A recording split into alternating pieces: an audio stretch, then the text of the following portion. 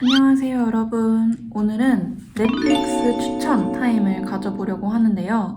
그 중에서도 예능 추천을 해보려고 합니다. 예능을 추천드리는 이유는 영화나 드라마를 추천해주는 콘텐츠는 많잖아요. 그런데 예능만 추천해주는 콘텐츠는 별로 없더라고요. 그리고 사실 제가 자타공인 예능 마니아, 모든 예능을 챙겨보는 사람이기 때문에 조금 더 객관적으로 어떤 예능이 가장 시간 죽이기 좋다라는 걸 제가 알려드릴 수 있을 것 같아서 예능 소개 콘텐츠를 준비해봤습니다. 저는 개인적으로 영화 드라마보다는 예능을 진짜 많이 보고 드라마를 봐도 시트콤 같은 걸 보는 편인데 그 이유는 드라마나 영화는 너무 집중해야 돼. 그런 게 조금 부담스럽더라고요. 그래서 전 예능을 인생에 약간 브금처럼 깔아놓고 하루 종일 거의 틀어놓는 편이에요. 24시간 스트리밍 수준으로. 그래서 많은 예능을 본 것도 있고 저는 예능도 좀 집중해서 막 스토리를 따라가야 하는 예능보다는 조금 더 편안하게 그리고 내가 잠깐 이걸 틀어놓고 시선을 돌렸다가 다시 봐도 무슨 내용인지 바로 아는 그런 예능들을 조금 선호했던 것 같아요. 그런 점을 감안하셔서 추천을 들어주시면 될 것 같습니다. 우선 제가 예능의 컨셉들 중에 한 3가지 정도로 꼽아왔습니다. 첫 번째는 장르 예능, 두 번째는 연애, 사랑 예능, 세 번째는 외국 예능 이렇게 한번 꼽아봤는데요. 장르 예능부터 소개해드릴게요. 첫 번째 추천작은 미스터리 수사단입니다. 이 예능은 넷플릭스에서만 볼 수 있고 이 장르 예능의 권위자라고 할 수 있는 정종현 PD님이 만드신 작품입니다. 여기에는 6명의 연예인분들이 출연을 하시는데 카리나, 이은지, 해리, 존박, 이용진, 그리고 김도훈이라는 배우까지 출연을 합니다. 이 6명한테 수사단이라는 역할이 주어지는데요. 제가 이 작품을 봤을 때 처음 들었던 생각은 스토리가 진짜 촘촘하다라는 거였어요. 그리고 이게 보다 보면 드는 생각 중에 하나가 넷플릭스에서 돈을 많이 줬구나 라는 생각이 들 만큼 스케일이 굉장히 커요. 이 거대한 제작비 없이는 절대 불가능할 스케일을 가지고 있고 그리고 총 2개의 에피소드가 있어요. 한 에피소드당 3화로 구성이 되어 있어서 시즌1은 총 6화로 구성이 되어 있었습니다. 에피소드 1은 악마의 사제고 두 번째는 심해 속으로인데 개인적으로 정종현 PD님의 예능을 다 본 사람으로서 악마의 사제는 약간 대탈출의 태양여고가 생각나는 실제로 PD님 인터뷰를 보면 오컬트라는 장르 특성상 이전 시리즈랑 조금 겹칠 수밖에 없다. 완전히 다를 순 없다 라고 인터뷰하신 적도 있더라고요. 그리고 두 번째 에피소드인 심해 속으로 이게 정말 걸작입니다. 제가 지금까지 정종현 PD님이 만들었던 예능들, 대탈출, 여고출입반 같은 시리즈들을 전부 다 본 사람으로서 거기에 나오는 모든 에피소드들 중에 이 미스터리 수사단의 심해 속으로가 거의 탑3 안에 드는 것 같아요. 그리고 이 미스터리 수사단의 좋은 점 중에 하나는 생각보다 출연진들 간의 케미가 좋다. 처음엔 사실 약간 접점이 없는 분들이 6명이 나오다 보니까 과연 재밌을까? 라고 생각을 좀 하고 의심을 하면서 봤는데 생각보다 재밌어요. 그래서 저 또한 시즌2가 좀 빨리 나왔으면 하고 생각을 했는데 시즌2는 만들고 싶기는 하지만 아직 확정은 아니다 라고 이야기하셨고 실제로 지금까지도 제작 소식은 안 들렸어요. 하여튼 좀 몰입감 있는 킬링타임용 예능이 필요하다 하시는 분들 있죠. 그런 분들에게 추천드립니다. 두 번째, 좀비버스입니다. 좀비버스는 시즌2까지 나왔죠? 아마도? 이 좀비버스의 설정 자체가 좀 재밌었어요. 이 설정이 어느 날 이 서울 일대가 좀비 세상으로 변해버리고 이 속에서 연예인들이 실제로 좀 살아남아서 계속 살아가는 그런 스토리를 가지고 있는데 처음에는 이게 진짜 대본이 없는 건가? 좀 즉석에서 진짜 하는 건가? 싶은데 시즌 1 후반에 가면 어떤 마을에 가거든요. 그럼 마을 편부터는 이게 조금 대본이 있나? 되게 시트콤 같다 라는 생각을 하게 될 정도로 조금 웃겨요. 좀비물이지만. 그래서 어떻게 보면 거의 페이크 다큐라고 말해도 될 정도로 약간 시트콤, 페이크 다큐, 예능 그 경계를 넘나드는 그런 느낌을 가지고 있거든요. 그런데 이거 준비하면서 또 찾아보니까 제작진 피셜, 대본은 전혀 없다. 상황만 주어질 뿐이다. 라고 하더라고요. 개인적으로 좀비물 이런 거 정말 안 좋아하거든요. 저는 부산행도 눈 가리고 보고 좀비가 나온다? 일단 안 봐요. 일단 안 보는데 좀비버스는 제가 아까 말했듯이 재밌는 상황들이 많이 연출이 되고 가볍게 즐길 수 있는 스토리가 있다 보니까 좀 부담 없이 좀비물을 즐길 수 있기에 좋은 것 같다는 생각이 들어요. 이 시리즈에는 연예인, 운동선수 가릴 것 없이 진짜 많이 나와요. 그 중에서도 핵심은 노홍철, 덱스, 이시영 이렇게 세 분인데 이 세 분 중에서도 덱스의 활약상이 정말 돋보입니다. 근데 그 이유는 덱스가 솔로지옥2를 통해서 사람들에게 알려졌잖아요. 근데 이 좀비버스 시즌 1을 촬영할 때 솔로지옥2가 릴리즈 되기 전이었다고 해요. 그러니까 출연자들은 실제로 덱스를 처음 봤던 거죠. 그래서 그런지 지금의 덱스와는 조금 다르게 조금 더 날것의 그런 액션, 약간 민첩해 같은 느낌이 정말 톡톡한 역할을 하고 정말 재밌어요. 아, 나 인생의 브금용으로 어떤 예능을 좀 틀어놓고 싶다 라고 하면 지금 당장 그냥 시즌 1 1화를 틀어도 된다 라고 말씀드릴 수 있을 것 같아요. 그리고 세 번째, 바로 데블스 플랜입니다. 이 작품은 사실 너무나도 유명하죠. 하지만 곧 시즌2가 릴리즈 된다고 해서 한번 추천 목록에 넣어봤습니다. 이것도 미스터리 수사단과 마찬가지로 정종현 PD님께서 총괄 제작을 맡았고 전체적인 줄거리를 말씀드리자면 한 6박 7일 정도 동안 연예인들이 합숙을 하면서 서로 게임을 하고 문제를 풀고 그 결국에는 한 명씩 떨어지는 그런 서바이벌 형식의 프로그램입니다. 시즌 1에는 궤도, 세븐틴 승광, 곽튜브 이렇게 좀 다양한 직업군의 사람들이 나왔었어요.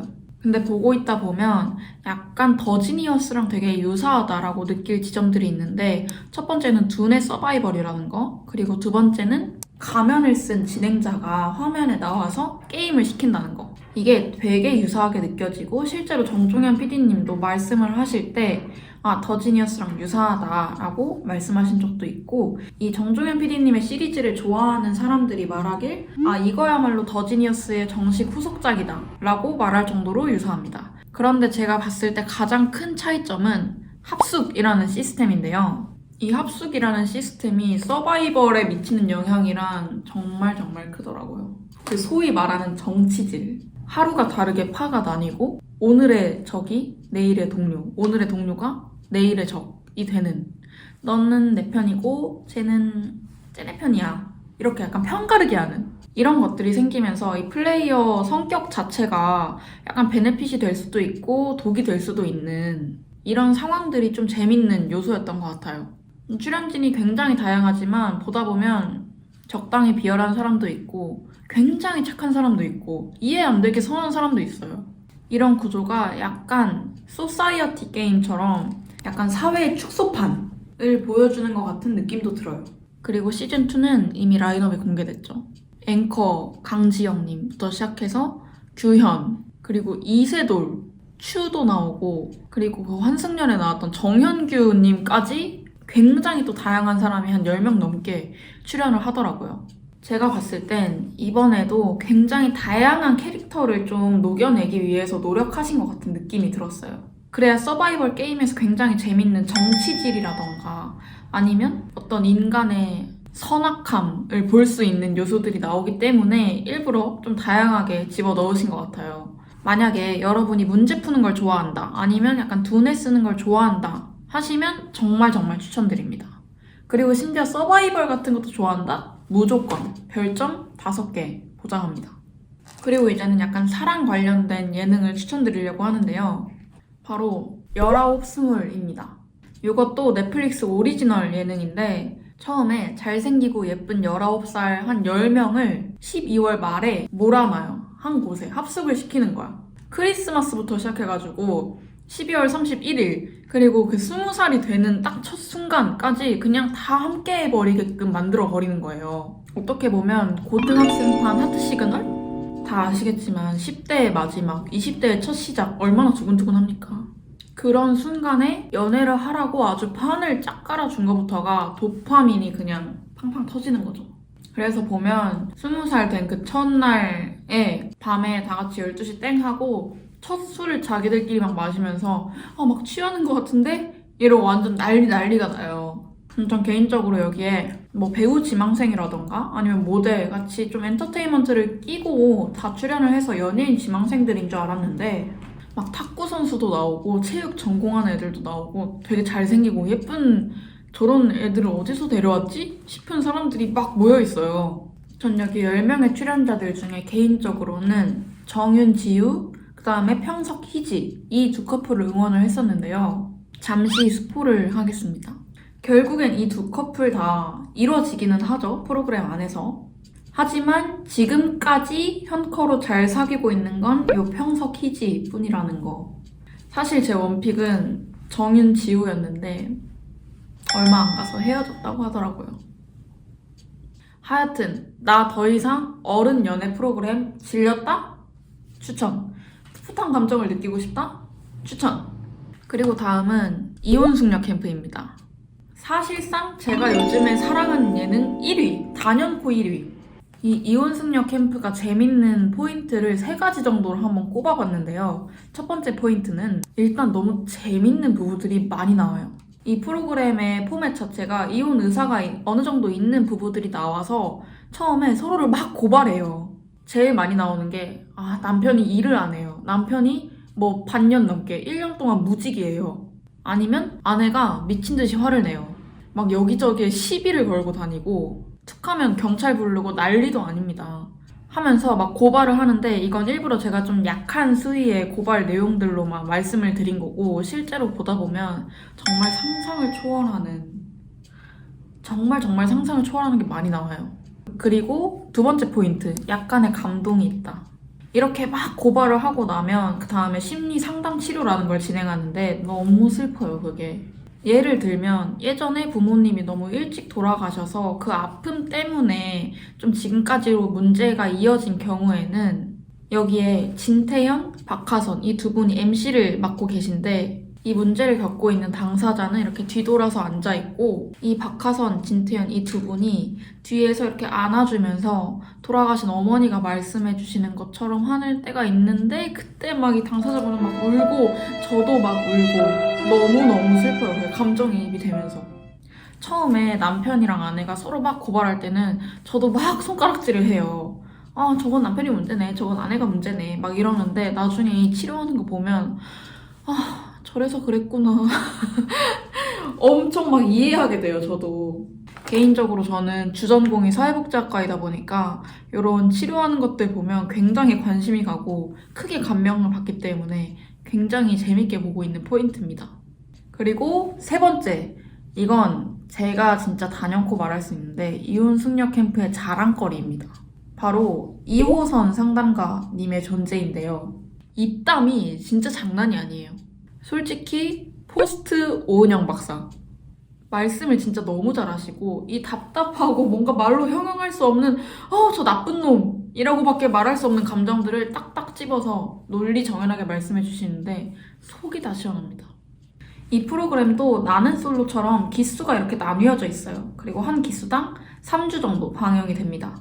혹시 이혼숙녀 캠프를 보고 싶은데 뭐가 재밌는지도 모르겠고 대체 이 3주를 다 보자기엔 약간 부담스럽다 하시는 분들은 제가 진짜 재밌는 부부 딱 2커플만 소개를 드릴게요. 추천하는 기수는 8기의 걱정 부부, 9기의 캥거루 부부. 이 2개 진짜 강추드립니다. 너무 재밌어요. 정말 기상천외한 부부 문제를 시간 가는 줄 모르고 보고 싶다. 나 지금 킬링타임용 이혼 예능 필요하다? 무조건 추천드립니다. 이제는 외국 예능들을 몇 개 소개드려보려고 하는데요. 첫 번째는 투핫입니다. 이 예능도 굉장히 유명하죠? 한국의 솔로지옥이 이 투핫의 영감을 받아서 만들어졌다고 할 정도인데 솔로지옥도 모두 본 사람, 투핫도 모두 본 사람으로서 2개를 비교하자면 한국의 솔로지옥이 아사기 고추라면 투핫은 약간 베트남 고추? 진짜 솔로지옥의 핵 매운맛 버전. 이것도 솔로지옥이랑 비슷해요. 정말 예쁘고 잘생기고 몸매 좋고 핫한 여자 남자들을 이 섬에다가 탁 모아놔요. 그리고 나서는 섭외할 때부터, 그리고 와서도 이거는 너네끼리 핫하게 이 섬에서 놀고 먹고 즐기는 거를 담아내는 연애 프로그램이야. 여기 완전 천국이지? 막 이러고 막 술도 막 주고 막 그래요. 그리고 나서는 밤에 이 출연자들을 다 모아놓고 갑자기 이렇게 이야기를 해요. 여기는 사실 투핫이라는 프로그램이고 너네끼리 이제부터 뽀뽀도 하면 안 되고 키스도 하면 안 되고 어떤 행위도 하면 안 돼. 그리고 하면 너희는 벌금이 깎일 거야 라고 이야기를 하는데, 여기 총 상금이 제가 기억하기로는 10만 달러, 지금 환율로 치면 1억 4천만 원 정도의 상금을 걸고 이제 게임을 시작하는 거죠. 그런데 여기서 키스를 한번 했다 이러면 400만 원, 이렇게 행위에 따라서 돈이 좀 다르게 깎입니다. 이 프로그램에는 약간 이렇게 생긴 라나라는 AI 진행자가 하나 있어요. 이 AI가 24시간 동안 모든 참가자들을 감시를 해요. 심지어는 수영장 물속 안까지 감시를 합니다. 그리고 투아웃의 재미있는 점은 이게 미국에서 시작된 예능이다 보니까 약간 일부러 가십거리를 만들어서 스타가 되려는 사람들이 굉장히 많이 나와요. 일단 다 스타가 되고 싶어서 나오는 거거든요. 여기도 커플이 되면 일단 좀 인플루언서 축에 끼게 되는데, 커플이 안 된 사람도 인플루언서가 되고 싶으니까 이 커플이 된 여자한테 인스타로 뭐 찝쩍거리고 뭐 스토리 올려가지고 사람들이 추측하게 하고 이런 가십을 막 만들어내요. 그리고 심지어는 커플이 된 사람들도 그 이미지를 이용해야 되니까 팟캐스트를 막 이제 진행을 하면서 우리 뭐 결혼해야 될까 말까 뭐 얘기 좀 해줘 막 이런 식으로 이야기하는 게 되게 재밌는 문화예요. 대신 이거는 19금이기 때문에 공공장소에서 보기는 뭐하고 친구랑 보기에도 뭐하고 혼자서 방 안에서 즐기기 좋은 예능 프로그램. 저는 지하철에서까지는 본 적이 있는데 이것도 약간 부끄러워가지고 이렇게 보게 되더라고요. 머리카락으로 가리고. 하여튼 투핫도 인생에 좀 자극적인 핫한 브금이 필요하다 하시면 추천. 다음 예능은 파티쉐를 잡아라 입니다. 이 예능을 간단히 요약하자면 아마추어 베이커들이 나와서 베이킹으로 경연을 펼치는 서바이벌 프로그램이에요. 근데 포인트는 이 참가자들이 베이킹을 너무 사랑해. 이렇게 사랑하는 사람 처음 봤어. 근데 너무 못해. 그런 분들이 참가자로 나와서 보면 베이킹 할 때 너무 행복해 보이고 너무 즐거워하시거든요. 그런데 결과물을 딱 보면 케이크가 안 씹혀. 너무 돌덩이 같아. 혹은 반죽이 막 흘러내리고 있어. 이런 경우가 굉장히 많아요. 이 프로그램에서는 주로 어떤 작품을 일단 하나 보여주고 이 케이크를 따라서 만드세요 라는 형식으로 많이 미션을 주어져요.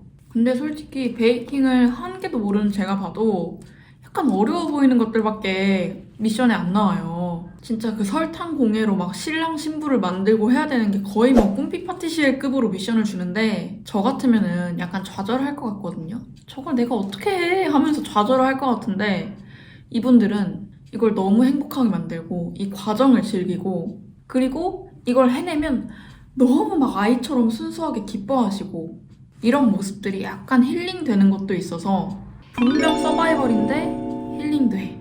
경쟁인데 마음 따뜻해져.